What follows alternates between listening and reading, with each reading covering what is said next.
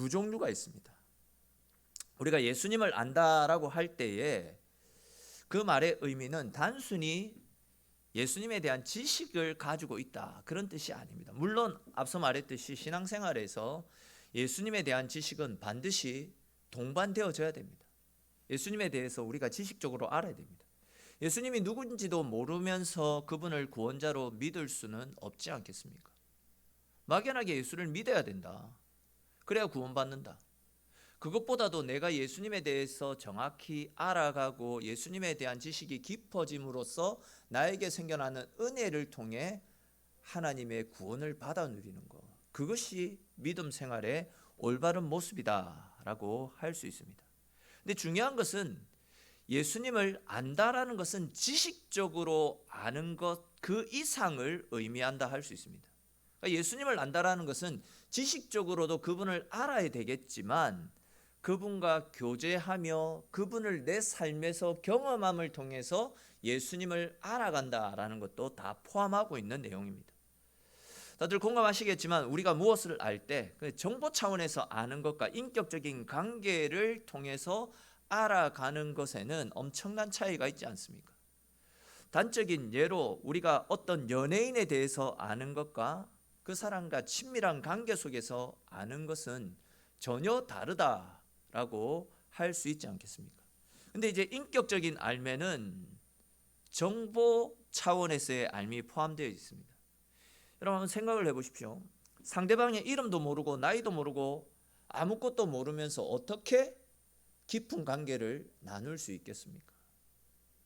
깊은 관계를 나누기 위해서는 어떤 지식적인 암도 필요하다는 거죠.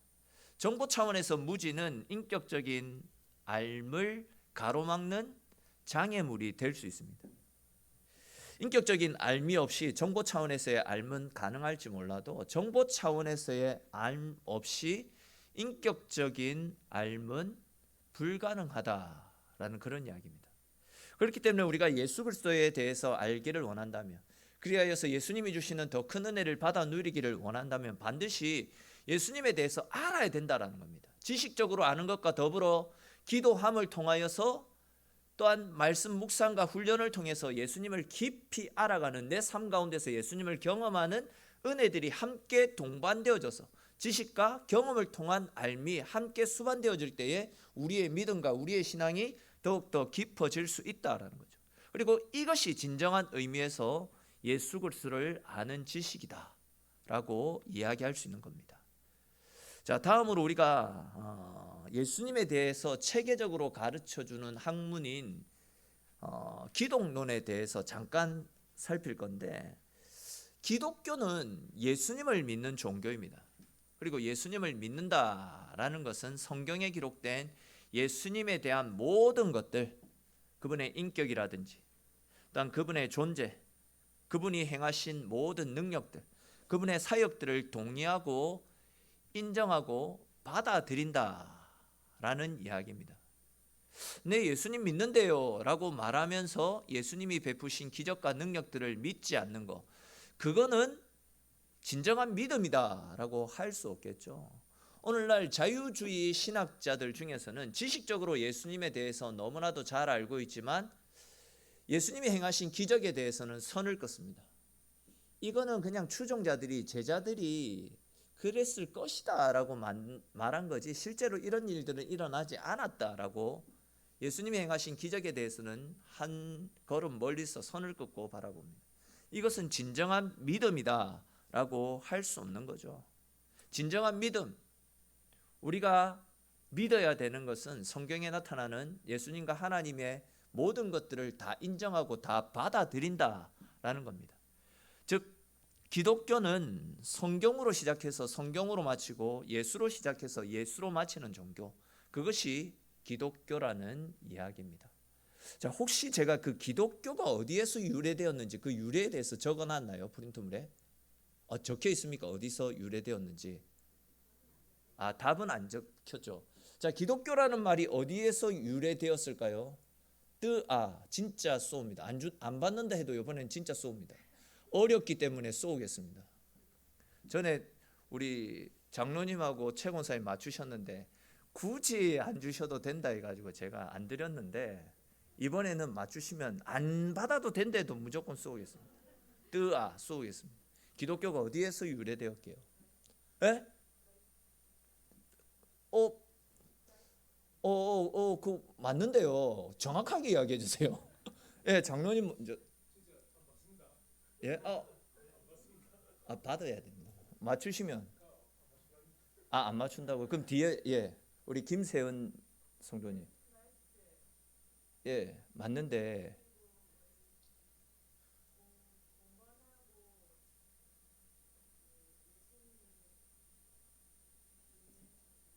예, 그거는 분명히 맞는 이야기입니다. 근데 이제 이 말이 어디서 기원이 되었느냐?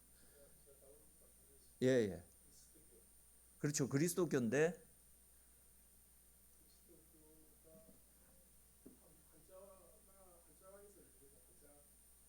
예, 맞습니다. 예.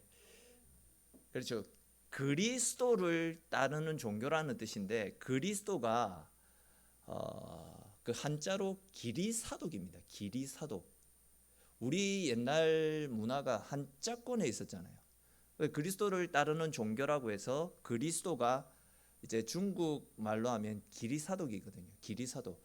근데 우리 기리사독교 좀 표현하기가 그렇잖아요. 그래서 이제 그 기리사독이라는 말에서 줄인 게 기독입니다. 리사를 빼고 끝에 처음 글자와 끝에 글자 기독, 기리사독에서 중간 것 빼고 기독, 예수님을 그리스도를 믿고 따르는 종교라고 해서 기독교라고 그렇게 부르는 겁니다.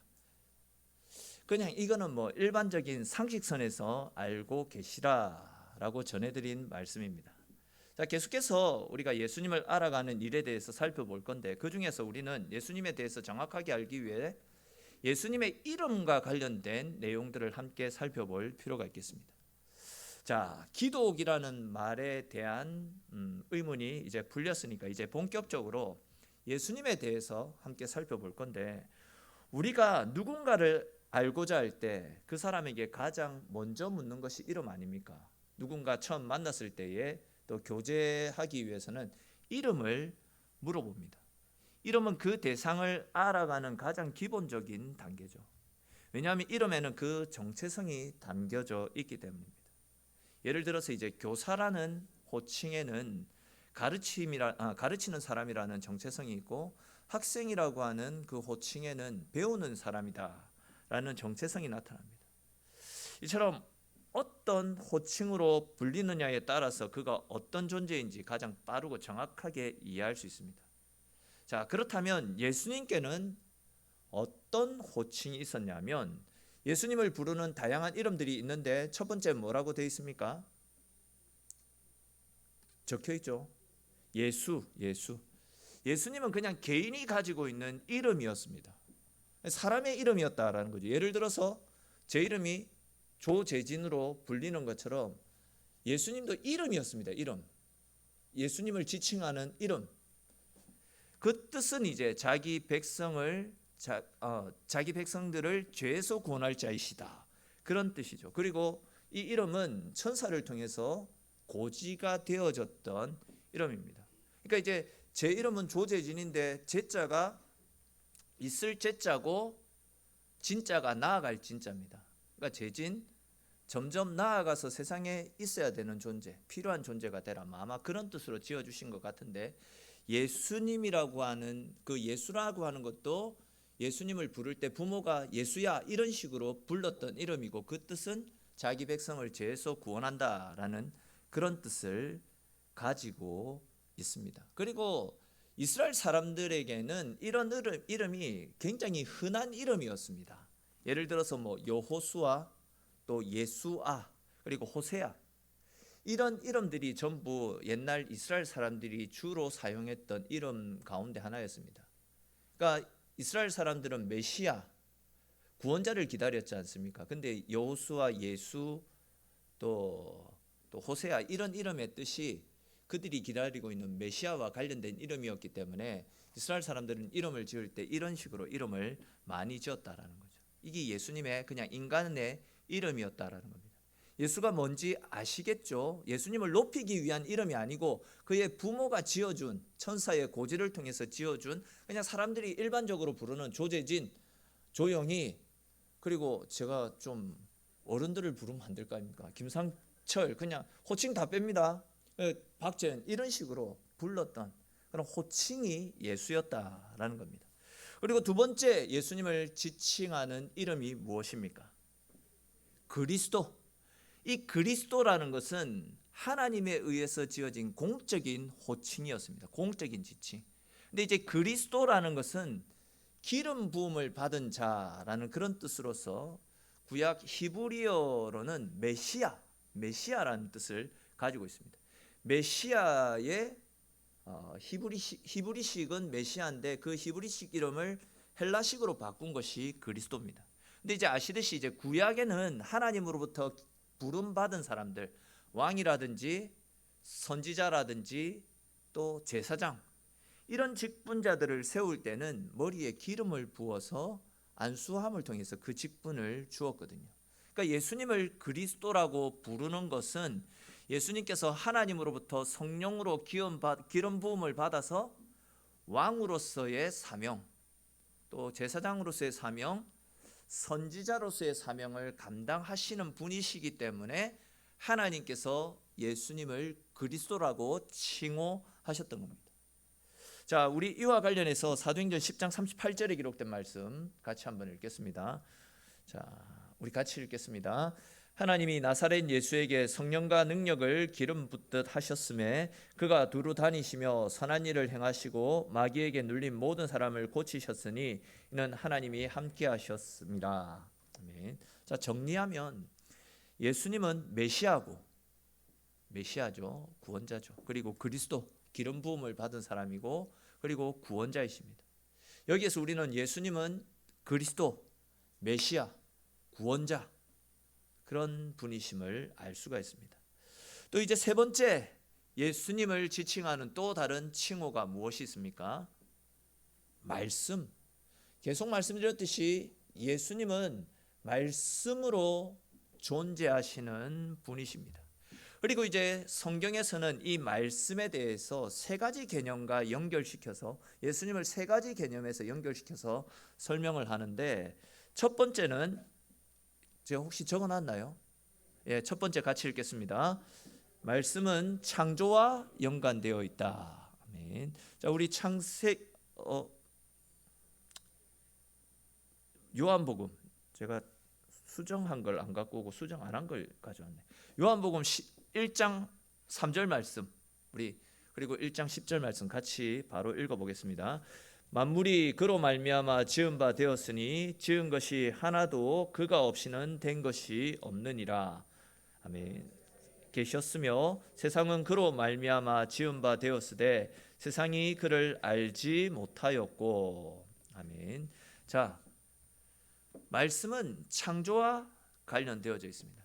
그러니까 예수님은 창조하실 때 그 창조의 현장에 같이 계셨다라는 그런 이야기입니다. 그러니까 달리 표현하면 세상이 창조되기 전부터 예수님은 하나님과 함께 하신 분이시다라는 겁니다. 자, 두 번째 같이 읽겠습니다. 말씀은 계시와 연관되어 있습니다. 자, 우리 요한복음 1장 4절 5절 또 1장 7절 9절 달아서 읽어보겠습니다. 그 안에 생명이 있었으니 이 생명은 사람들의 빛이라. 빛이 어둠에 비치되 어둠이 깨닫지 못하더라. 아멘. 그가, 바로 읽어보겠습니다. 7절 9절 같이 읽겠습니다. 그가 증언하러 왔으니 곧 빛에 대하여 증언하고 모든 사람이 믿게 하려 함이라. 그는 이 빛이 아니요 이 빛에 대하여 증언하러 온 자라. 참빛 곧 세상에 와서 각 사람에게 비추는 빛이 있었나니. 아멘. 자, 보시면 예수님은 하나님의 계시다. 하나님이 당신을, 예수님을 통해서 우리에게 가르쳐 주셨다. 예수님을 통해서 하나님이 어떠한 분인지를 알게 하셨다. 예수님은 하나님을 드러내는 계시다. 그런 이야기겠죠. 자, 세 번째로 말씀은 어떻게 연결되어지는지 같이 읽겠습니다. 세 번째입니다. 다시 한번 읽겠습니다. 말씀은 영원하죠. 자, 우리 요한복음 1장 1 제가 이 수정한 걸 안 갖고 왔는데 시편 119편 89편의 9절에 있는 말씀 같이 읽겠습니다. 여호와여 주의 말씀은 영원히 하늘에 굳게 섰사오며. 이사야서 40장 8절 말씀도 같이 읽겠습니다. 푸른 마르고 꽃은 시드나 우리 하나님의 말씀은 영원히 서리라 하라. 아멘. 자, 성경에서는 말씀은 영원한 것이다 라고 이야기합니다. 달리 표현하면 예수님은 영원하신 분, 시들지 않고 변치 않고 언제나 우리와 함께 하시며 우리의 모든 것 되어주시는 분, 그분이 우리 예수님이심을, 즉 예수님은 말씀으로 언제나 영원토록 우리와 함께 하시는 분이심을 이야기하고 있습니다. 자, 네 번째 예수님을 호칭하는 칭호가 무엇입니까? 우리 같이 읽겠습니다. 하나님의 아들. 하나님의 아들이라는 이름은 예수님과 하나님의 그 독특한 관계를 나타내 주죠. 아시듯이 예수님은 하나님이십니다.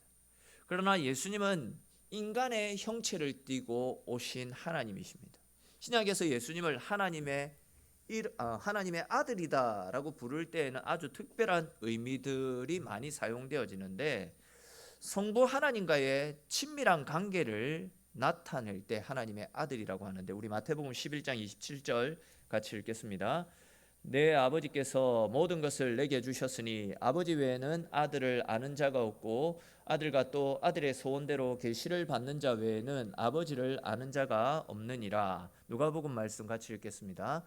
내 아버지께서 나라를 내게 맡기신 것 같이 나도 너희에게 맡겨. 그러니까 예수님은 하나님의 아들이신데 하나님과 굉장히 친밀한 관계를 가지고 계시다라는 겁니다.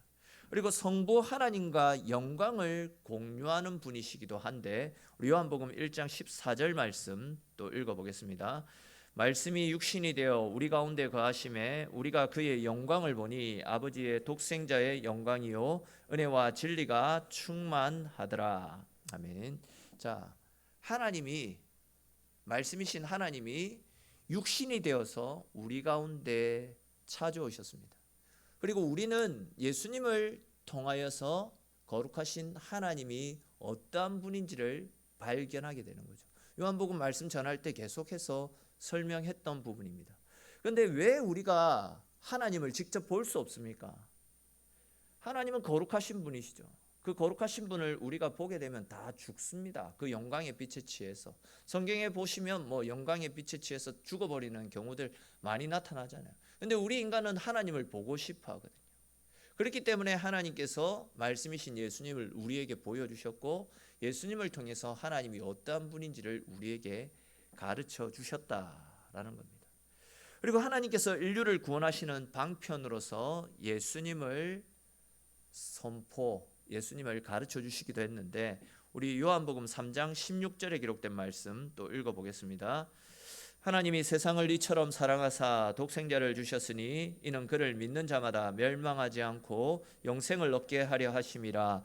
하나님이 그 아들을 세상에 보내신 것은 세상을 심판하려 하심이 아니요 그로 말미암아 세상이 구원을 받게 하려 하심이라. 아멘. 자, 하나님은 우리를 구원하시기 위해서 당신의 독생자를 우리 가운데 보내어 주셨습니다. 그분의 이름을 믿을 때에 우리에게 영원한 생명, 영원한 구원이 주어지게 되는 겁니다. 하나님이 우리를 위해서 보내주신 분을 우리는 아들, 하나님의 아들이라고 그렇게 부르는 겁니다. 자, 제가 지금 시간 관계상 되게 급하게 이야기하고 있는데 따라오시겠죠? 이 정도 속도라도. 따라오시겠죠. 자, 그리고 이제 다섯 번째, 예수님을 부르는 다섯 번째 이름이 있는데 우리 같이 읽어봅시다. 뭐라고 부릅니까? 주님, 키리오스. 주님을 이제 헬라어로 말할 때 키리오스라고 그렇게 이야기하는데, 신약 성경에서 예수님을 주님이라고 할 때 그 의미는 예수님이 내 삶의 주인이십니다. 예수님이 온 세상의 주인이십니다 라는 그런 뜻을 가지고 있습니다. 우리 관련해서 고린도전서 8장 6절 말씀 같이 읽겠습니다. 그러나 우리에게는 한 하나님 곧 아버지가 계시니 만물이 그에게서 났고 우리도 그를 위하여 있고 또한 한 주가 예수 그리스도께서 계시니 만물이 그로 말미암고 우리도 그로 말미암아 있느니라. 아멘.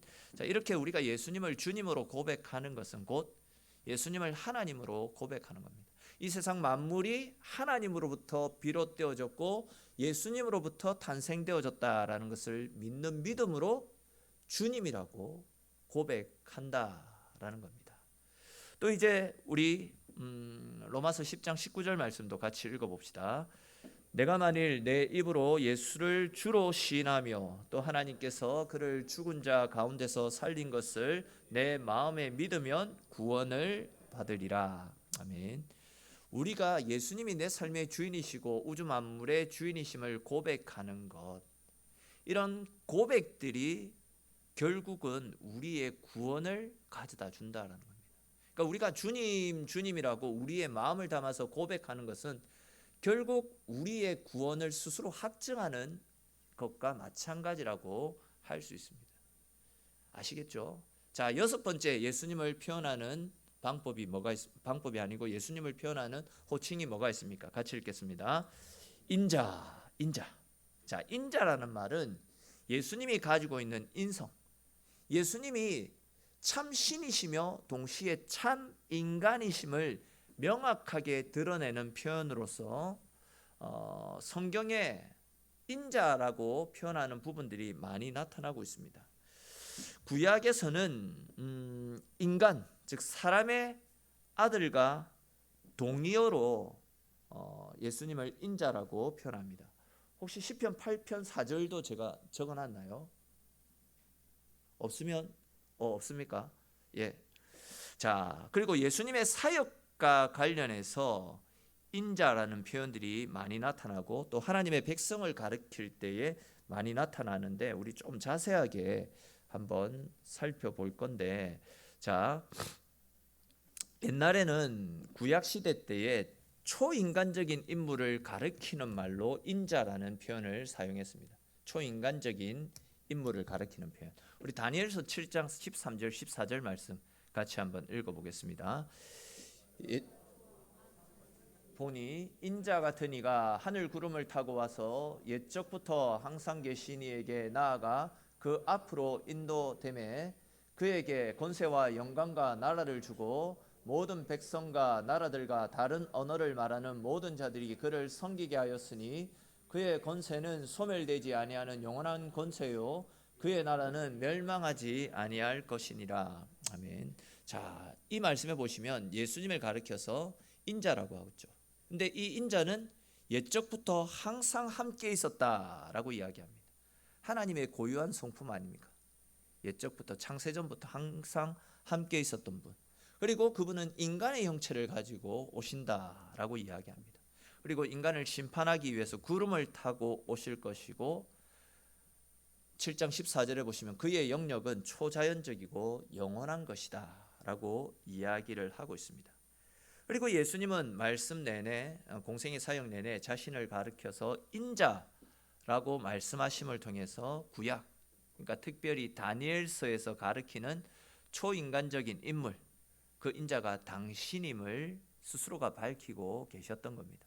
동시에 이 칭호를 통해서 예수님은 당신이 참 하나님이시고 또 참 사람이 되심을 우리에게 분명히 가르쳐 주셨습니다. 요한복음 3장 13절 말씀 같이 한번 읽어보겠습니다. 하늘에서 내려온 자 곧 인자 외에는 하늘에 올라간 자가 없느니라. 아멘. 예수님은 이 말씀을 통해서 하나님이시지만 이 땅 가운데 내려오셨고 인간의 모습을 하고 사역을 하셨고 또 그 모습 그대로 하늘에 올라가신 분이십니다. 그러니까 인간이면서 하늘을 왔다 갔다 할 수 있는 초자연적인 하나님이심을 가르쳐 주고 있는 것입니다. 우리 예수님의 이름과 관련된 6가지 호칭에 대해서 함께 살펴보았고요. 또 뒤에 또 관련된 내용들이 있으니까 뒤에 같이 한번 살펴봅시다.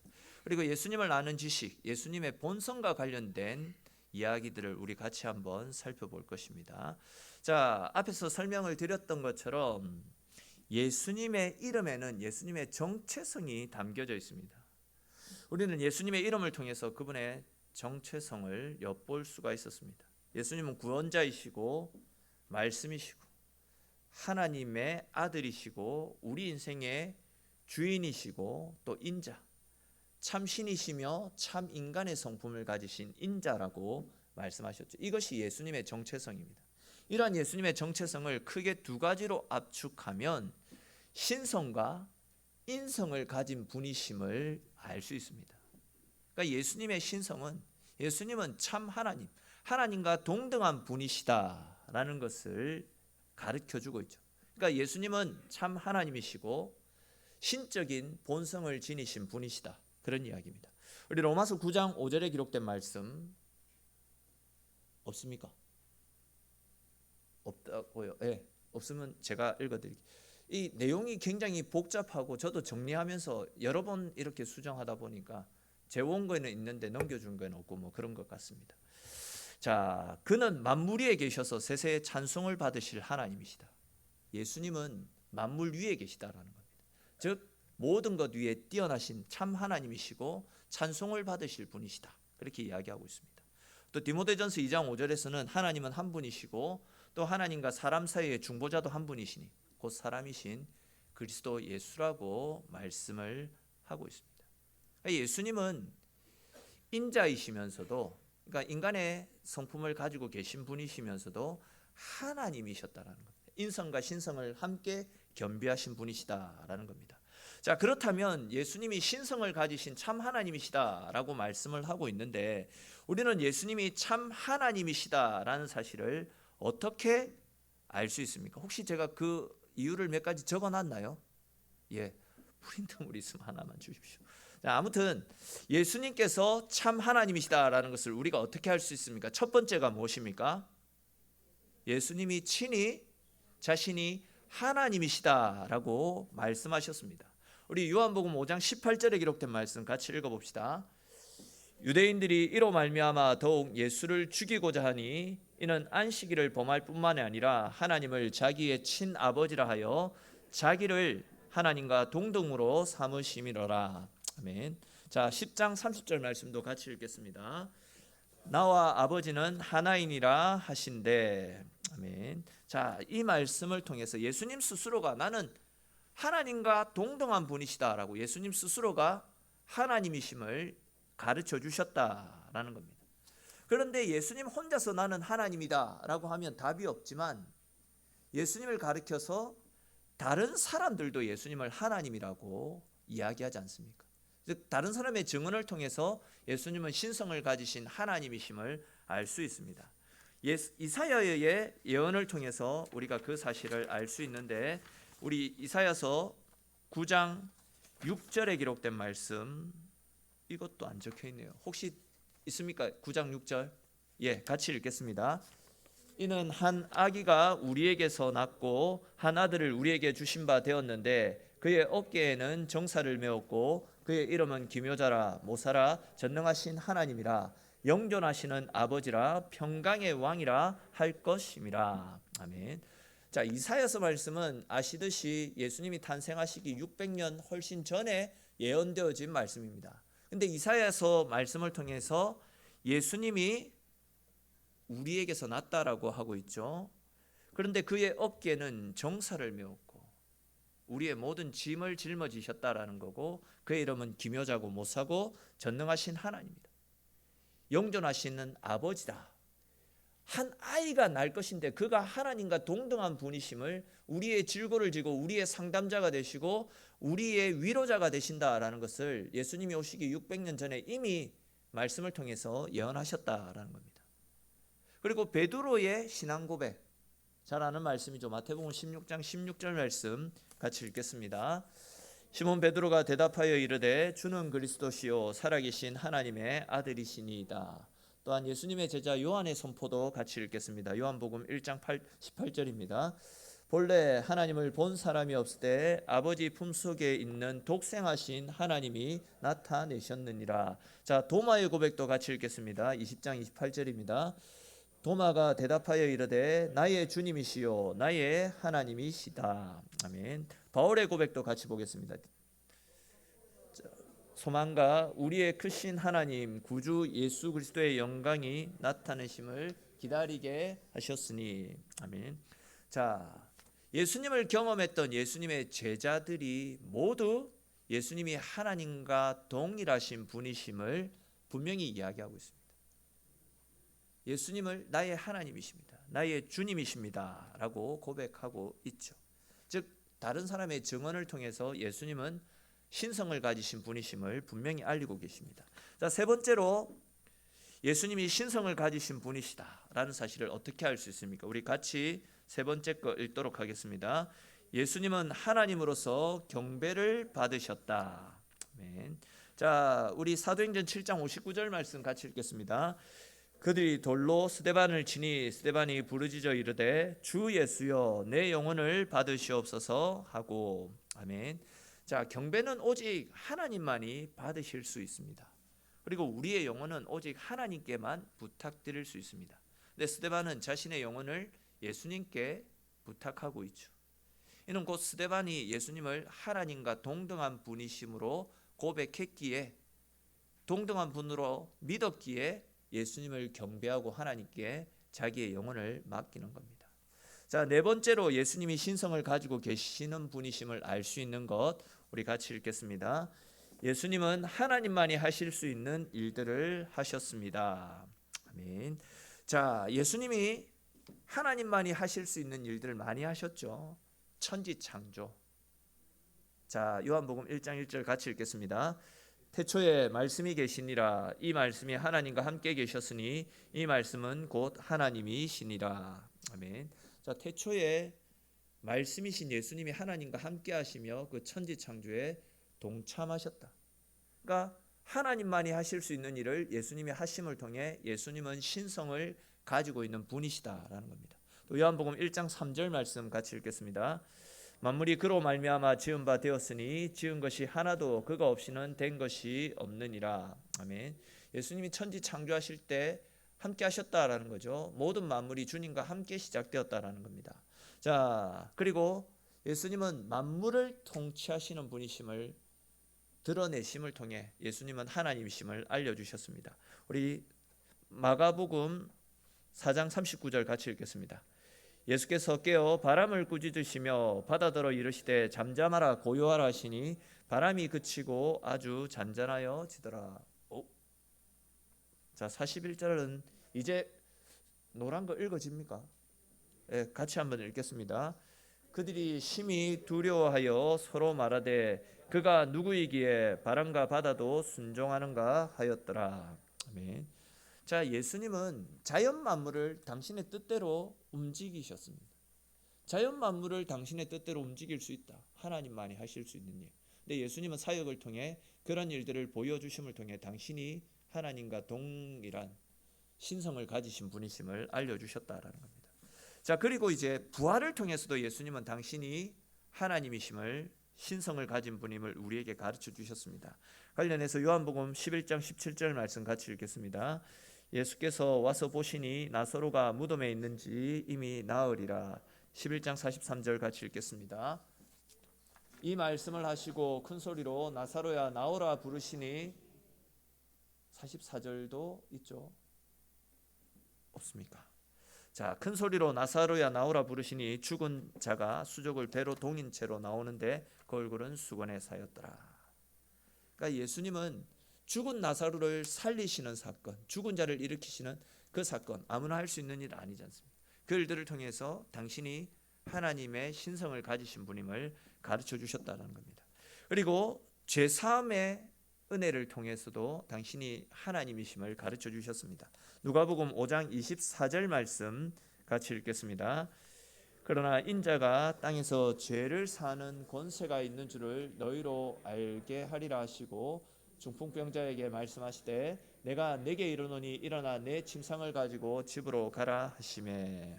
보시면 예수님은 중풍병자의 병도 고쳐주셨습니다. 그리고 그 속에 있던 죄도 다 사해 주셨습니다. 이런 사역들을 통해 예수님은 자기가 하나님이심을 우리에게 가르쳐 주셨다라는 겁니다. 그리고 심판을 통해서도 예수님이 하나님이심을 가르쳐 주셨는데, 디모데후서 4장 1절 같이 읽겠습니다.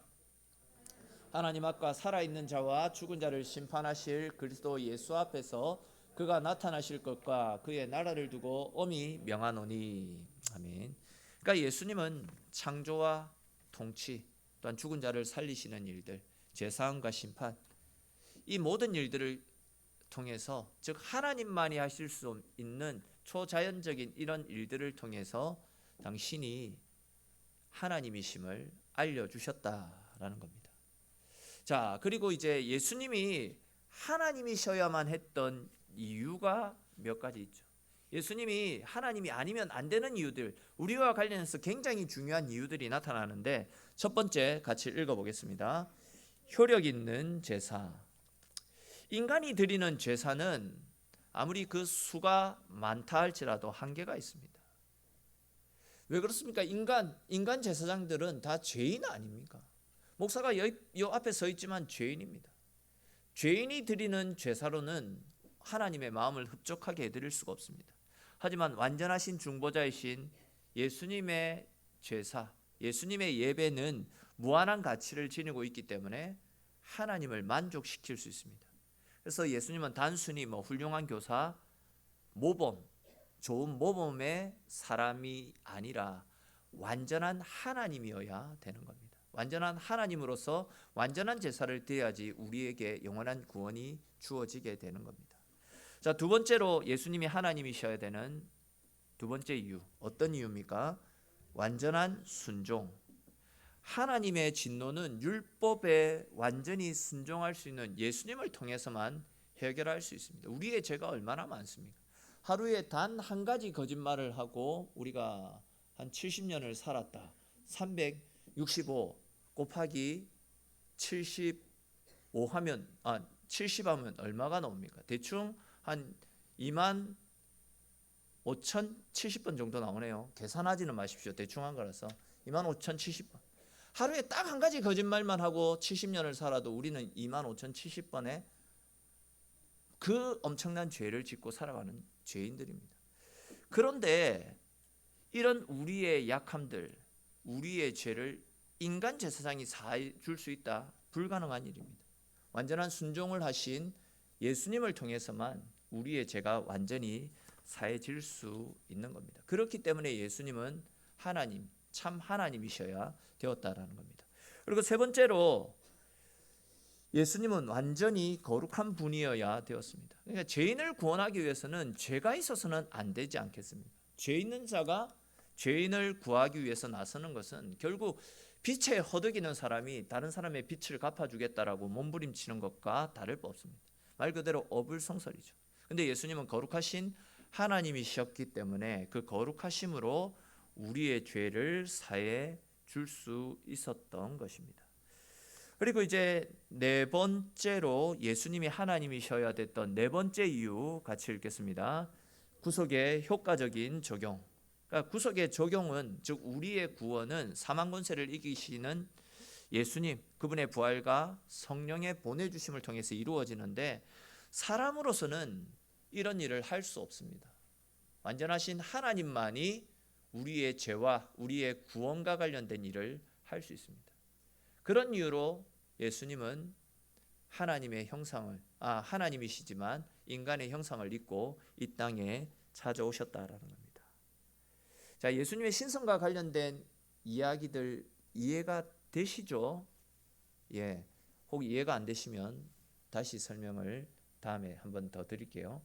자, 그리고 예수님은 신성만 가지고 계신 분이 아니라 인성도 함께 가지고 계신 참 사람이신데, 이 말은 예수님은 참 하나님과 동시에 참 인간이셨다라는 이야기죠.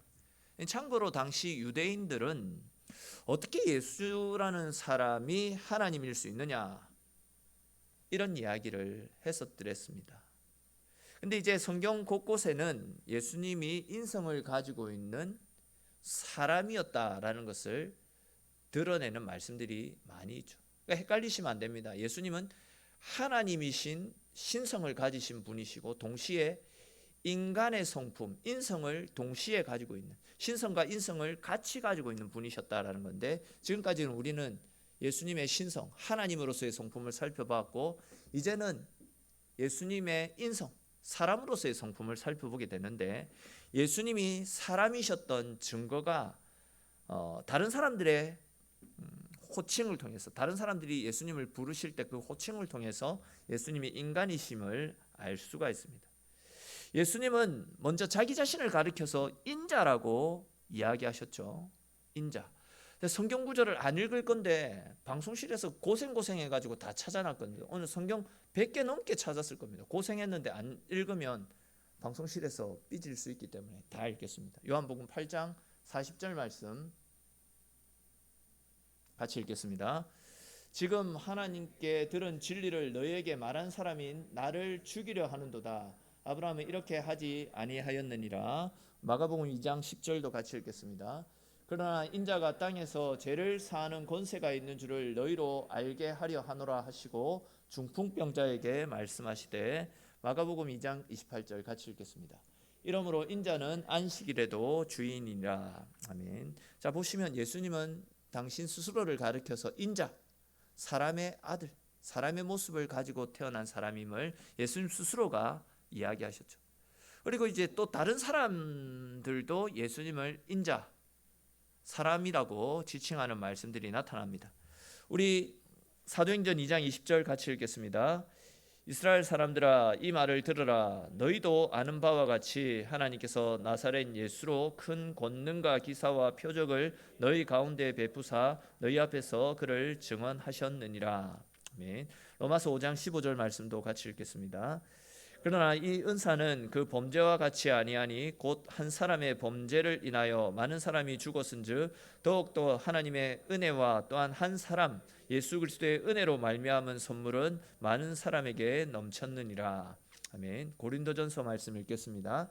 사망이 한 사람으로 말미암았으니 죽은 자의 부활도 한 사람으로 말미암는도다. 아멘. 자, 예수님 주변의 사람들 또 제자들과 사도 바울을 통해서 예수님은 분명히 사람이었음을 증거하고 있습니다. 그리고 성경은 예수 그리스도가 인성을 취하였다라고 밝히고 있습니다. 그러니까 예수님이 하나님이신데 인간의 형상을 입고 이 땅에 오신 성육신하신 분이심을 성경에서도 증거하고 있습니다. 우리 요한복음 1장 14절 말씀 같이 읽겠습니다. 말씀이 육신이 되어 우리 가운데 거하심에 우리가 그의 영광을 보니 아버지의 독생자의 영광이요 은혜와 진리가 충만하더라. 요한일서 말씀 읽겠습니다. 이로써 너희가 하나님의 영을 알지니 곧 그리스도 예수 육체로 오신 것을 시인하는 영마다 하나님께 속한 것이요. 빌립보서 말씀 읽겠습니다. 그는 근본 하나님의 본체시나 하나님과 동등됨을 취할 것으로 여기지 아니하시고 오히려 자기를 비워 종의 형체를 가지사 사람들과 같이 되셨고. 아멘. 자, 분명히 성경에서도 예수님은 하나님이신데 그 하나님이 자기를 비워 인간의 모습을 하시고 이 땅에 오셨음을 분명하게 가르쳐 주고 있습니다. 그리고 아시듯이 예수님은 인간의 요소들을 다 가지고 계셨습니다. 몸을, 신체를 가지고 계셨죠. 인격을 가지고 계셨습니다. 예수님이 이제 몸을 가지고 계셨다라는 것을 가르쳐 주는 말씀이 마태복음 26장에 나타나는데 같이 읽겠습니다.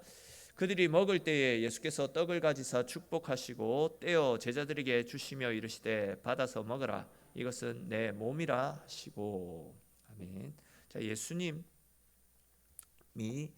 몸을 가지신 분이시고, 그러니까 하나님이시지만 인간의 몸을 가지고 계셨다라는 겁니다. 그리고 지성과 감정을 가지고 계셨고 또 영혼을 가지고 계신 분이었습니다. 그러니까 몸과 인격, 지성과 감정, 또 영혼을 다 가지고 계셨습니다. 우리 인간들이 가지고 있는 모든 고유한 인간의 특징들, 성품들을 예수님도 다 가지고 계셨다라는 겁니다. 그리고 성경에서는 예수님의 성장 과정도 나타나고 있지 않습니까? 누가복음 2장 40절 말씀 같이 한번 읽어봅시다. 누가복음 2장 40절 말씀 같이 읽겠습니다. 아기가 자라며 제가 읽어드릴게요. 아는 말씀입니다. 아기가 자라며 강하여지고 지혜가 충만해서 하나님의 은혜가 그 위에 충만하였다. 예수는 지혜와 키가 자라가며 하나님과 사람들로부터 칭찬 들었다라는 말씀이 누가복음 말씀 가운데 나타납니다. 예수님의 어린 시절 그리고 성인이 되기까지의 성장 과정이 성경에 나타나고 있습니다. 이 말은 결국 예수님이 인간의 모습을 하고 인간과 똑같이 나고 자라고 성장하는 그 과정을 거치셨다는 거죠. 그리고 예수님 역시도 배고파하셨습니다. 피곤해하셨고 잠을 주무셨습니다. 성경에 보시면 예수님이 40일 동안 금식하시고 줄이신지라라는 말씀이 나타나죠. 그리고 예수님도 피곤하셔가지고 잠을 주무셨고 또 십자가 고난 가운데 있을 때는 내가 목마르다라고 말씀하시며 인간이 필요한 니즈, 인간의 욕구들도 예수님도 동일하게 가지고 계셨던 인성을 가지신 분이심을 말씀하셨더랬습니다. 그리고 예수님도 목이 말라가지고 그 수가성 그 안을 지나가시면서 사마리아 여인에게 물을 한 잔 달라라고 말씀을 하셨더랬습니다. 그리고 이제 바다를 건너가실 때에 피곤하셔서 배 밑에 내려가셔가지고 잠을 주무셨던 장면도 있었죠. 그러니까 예수님도 우리 인간의 그런 어떤 욕구들을 다 충족시켜야만 했던 인간의 모습을 지니신 분이었다라는 거죠. 그리고 예수님 역시도 슬퍼하셨고 근심하셨고 분을 내시기도 하셨습니다. 이스라엘 백성들 길을 잃고 방황하는 어린 영혼들을 보며 예수님도 함께 슬퍼하며 우셨죠. 그리고 이스라엘의 멸망을 예언하시면서 슬퍼하고 우셨던 내용들이 마태복음 16장에도 나타나고 있습니다. 그리고 바리새인들과 사두개인 같은 영혼을 좀먹는 자들, 당시의 지식인을 내세우지만 하나님 말씀을 떠나서 오히려 백성들을 등쳐먹던 당시 지식인들을 향해서는 크게 분을 터뜨리시면서 독사의 자식들이 무슨 말이라고 했습니까? 우리 말로 하면 뭐 우리 흔히 표현하는 도구 베이비 그런 의미가 아니고 독사의 자식들, 독사가 사탄이잖아요. 너희는 사탄의 자녀들, 사탄에게 속한 자식들. 그러니까 당시의 지식인들이지만 하나님을 떠나서 살아가는 사람들에게는 전곡을 찌르면서 그들을 책망하시기까지 했다라는 겁니다. 그리고 예수님도 결핍과 고난을 겪으셨던 분입니다. 앞에서도 말씀을 드렸듯이 목말라 하셨고 십자가의 고통 가운데 죽으시기까지 하실 정도로 인간이 가지고 있는 모든 것들을 예수님은 다 가지고 계셨습니다. 근데 이제 중요한 것은 무엇이냐면 그렇지만 예수님은 무죄하셨다라는 겁니다. 죄가 없는 분이었다라는 겁니다. 우리 인간과 똑같이 배고파하셨고 슬퍼하셨고 또 잠을 주무시기도 했고 필요한 모든 것들을 다 감당하셨지만 그렇지만 예수님은 무죄하신 분. 자, 예수님이 무죄하신 것과 동정녀 마리아와의 탄생 관계가 굉장히 중요하죠. 왜 중요합니까? 우리 모든 인류는 아담의 범죄로 인해서 원죄, 죄를 가지고 태어나잖아요. 인간의 씨를 통하여서 태어난 사람은 모두 죄가 있습니다. 근데 예수님은 성령으로 잉태되었죠. 마리아의 몸을 빌어서 성령으로 잉태된 분이기 때문에 인간의 씨가 아니라 성령을 통해서 잉태된 분이기 때문에 원죄를 안고 태어난 분이 아닙니다. 완전한 분입니다. 이 부분 이해가 되시죠? 자, 이해가 되시죠? 그리고 예수님 스스로도 죄가 없는 분입니다. 도덕적인 가오라든지 어떤 죄, 실수를 하신 적이 없는 완전하신 분이십니다. 그 대표적인 예로 우리 얼마 전에 빌라도가 3번씩이나 예수님을 신문했지만 밤새 예수님을 고문하고 죄를 만들어내려고 했지만 죄가 없어서 무죄한 분이다라고 고백을 하지 않았습니까? 그리고 예수님 스스로도 당신의 대적들에게 내가 죄가 있는지 한번 찾아봐라. 나는 죄가 없다라고 당당하게 외치셨던 장면이 정확하게 나왔네요. 우리 같이 한번 읽어보겠습니다. 너희 중에 누가 나를 죄로 책잡겠느냐? 내가 진리를 말하는데도 어찌하여 나를 믿지 아니하냐? 아멘. 죄가 없는 분, 완전하신 분이었다라고 이야기를 하고 있습니다. 근데 이제 그렇게 완전하신 분, 하나님이신 예수님이 사람이 되어야 되는 굉장히 중요한 이유가 있습니다. 우리 오늘 마지막 시간이니까 시간 좀 오버하더라도 마지막까지 할게요. 자, 인간을 대표, 그러니까 우리 모든 인류의 죄를 짊어지고 우리 인간을 대표해야 되는 존재는 신이 아니라 인간이어야 됩니다. 인간의 죄를 대속하기 위해서는 인간이 그 대표성을 지내야 됩니다. 인간이 저지른 죄에 대한 형벌은 인간이 받는 것이 마땅합니다. 혹 누군가 그 죄값을 대신 치르고자 한다면 동일한 이유로 반드시 인간이 그 대가를 치러야 됩니다. 하나님께서 인간에게 요구하시는 것은 율법의 완전한 순종과 성취입니다. 그리고 이 일을 이룬 인간만이 우리 모든 인류의 죄값을 대신 짊어질 수가 있는 겁니다. 아무튼 중요한 것은 인간을 대신할 수 있는 것은 오직 인간밖에 없다라는 거죠. 신이 인간을 대신할 수 없습니다. 그렇기 때문에 하나님은 우리 인간을 대표해서 우리가 지니고 있는 모든 죄를 다 정가시키기 위해서 예수님에게 인간의 모습을 하고 이 땅 가운데 가라고 말씀하셨고, 그 말씀에 순종해서 예수님이 인간의 형상을 하고 이 땅에 오셔서 우리 인간들을 대표해서 모든 죄를 짊어지고 십자가에 죽어주셨던 겁니다. 그런 예수님의 대속의 은혜로 말미암아 우리 모든 인간이 예수님을 믿기만 하면 죄 사함을 받고 하나님 나라에 들어갈 수 있는 길이 열리게 되었다라는 겁니다. 근데 이제 예수 그리스도의 본성에 대한 잘못된 주장들이 많이 있습니다. 그러니까 예수님은 메시아의 사명을 받은 인간이다, 하나님이 아니다라는 주장입니다. 근데 성경 곳곳에서는 구약뿐만 아니라 신약에서도 예수님은 하나님과 동등한 분이심을 계속 증거하고 있습니다. 그리고 예수님께서 세례를 받으실 때에 한 영을 받았고 그때 메시아적 사명을 받았다, 이렇게 주장하는 사람이 있습니다. 그러니까 예수님은 하나님이 아닌데 세례 받을 때 하나님의 영이 임해가지고 그때부터 하나님이 되었고 그때부터 메시아적 사명을 감당했다, 이렇게 주장하는 사람이 있는데 그건 역시도 잘못됐죠. 예수님은 천지가 창조될 때부터 하나님과 함께 하신 분이고, 또 이사야가 예수님이 오시기 600년 전부터 이 사람은 한 아이가 우리에게 날 것이고 그 아이는 우리의 하나님, 우리의 기묘자 모사라 전능하신 하나님이다, 예언을 통해서 예수님이 하나님이심을 미리 이야기했다라는 거죠. 그리고 이제 신학적으로 가연설을 주장하는 사람들이 있는데 그 사람들은 그리스도가 죄악된 인간의 몸을 입을 수 없다, 눈에 보이는 예수님은 그저 환상일 뿐이다, 마치 이제 하나님이 인간처럼 보였지 진짜 인간은 아니다라고 주장하는 겁니다. 그리고 반인반신을 주장하는 사람들은 그리스도는 하나님보다 낮고 인간보다는 높은 피조물 천사 같은 존재다라고 이야기를 하고 있는데, 성경 곳곳에서는 하나님과 예수님을 동등한 분으로 말씀하고 있죠. 하나님과 예수님은 똑같은 분이시다.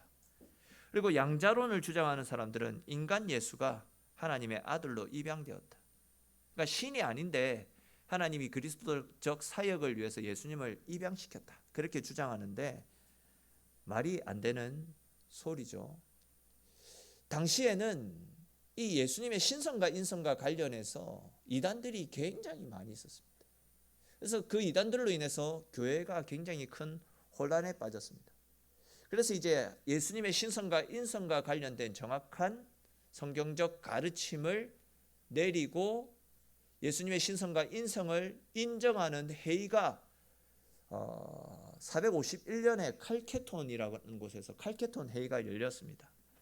그래서 그곳에서 예수님의 본성에 대한 당시의 이단적인 가르침에 대응해서 예수님은 완전한 하나님이시고 또 예수님은 완전한 인간이시다라는 논리를, 성경적 가르침을 그 칼케톤 회의를 통해서 확실히 딱 정의를 내렸습니다. 예수님은 하나님이 아니시다, 그렇게 주장하는 것은 이단이죠. 예수님의 신성을 부정하는 것은 이단입니다. 그리고 예수님의 인성을 부인하는 것 역시도 이단입니다. 성경은 곳곳에서 예수님은 하나님이시고 예수님은 인간이심을 분명히 이야기하고 있다라는 거죠.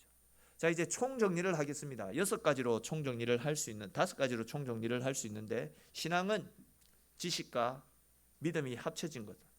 아는 만큼 믿을 수 있고 믿는 만큼 행하게 되기 때문에 우리는 하나님을 알아가는 일, 예수님을 알아가는 일에 힘을 쏟아야 된다라는 겁니다. 그리고 두 번째, 신앙 지식은 성경을 통해서 하나님을 알아가는 지식적인 것과 더불어서 내 삶을 통해서 기도하고 말씀을 읽고 신앙생활함을 통해서 하나님이 주시는 은혜를 체험하는 것, 지식적인 암과 경험적인 알미 합쳐지는 것이 참된 신앙이다. 그렇기 때문에 우리는 성경을 알아가는 노력들을 기울여야 됩니다. 1년에 성경 최소한 한 번은 꼭 읽어야 됩니다. 꼭 한 번은 읽으십시오. 1년에.